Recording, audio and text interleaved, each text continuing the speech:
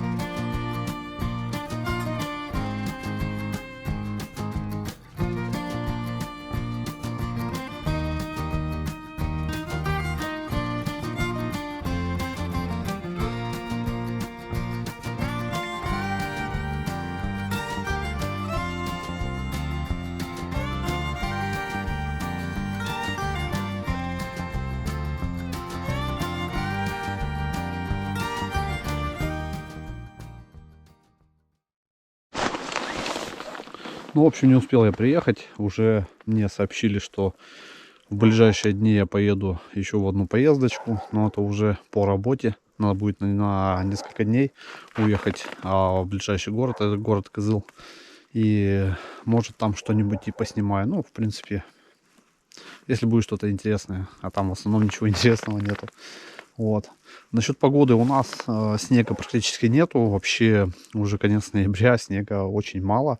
Если в Целик зайти, то где-то чуть выше щиколотки будет снега. Ну, местами, может, где намело, там больше его. Вот, сейчас я иду с шуруповертом в курятник. Надо в курятнике поставить новый обогреватель. Вот он стоит. Взял новый обогреватель. Он киловаттный, на киловатт. Посмотрим, как его лучше установить. Он конвекторный. И сказали, что это лучшее, что можно поставить в курятник. Больше киловатта я не стал брать. Там немножко проводка старая. В общем, сейчас все покажу. И как там курочки поживают тоже. Ну, а тут мои курочки. Тут петушок. А вот здесь, вот слева, новый обогреватель повесил. Вот такой вот он формы. В принципе, хороший. И помните, летом я заготавливал крапиву. Вот, тут кольцо только от крапивы осталось. И вот эти вот бодыли. Это все, что осталось от пучка крапивы. Вот эти вот курочки с петушком съели. Сейчас пойду еще добуду одну такую и покажу. Они сразу почему-то не особо клюют. У меня, в общем, немножко камера подсела, поэтому выключилась. Вот я принес новый веник. Смотрите реакцию просто. Ну, они уже поклевали. Сейчас. Ну, давайте. Вот. Прям дербанят. Не только крапиву, но и все вообще, что связано с этим. Ну, ладно, сейчас куда-нибудь подвешу это все, чтобы подальше от обогревателя. Куда-нибудь в ту сторону, чтобы они легко достали. Или вот сюда, вот где кормушка у них. И посмотрим, как они склюют.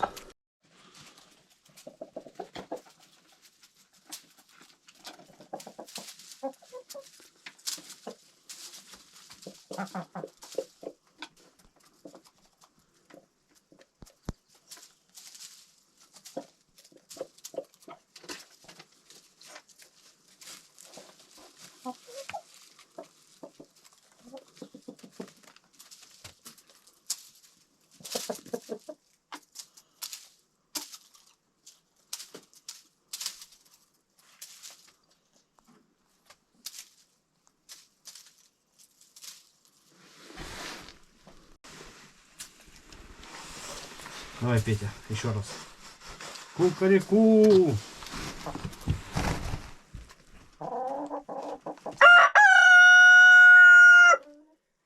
Ой, какой молодец, Петя.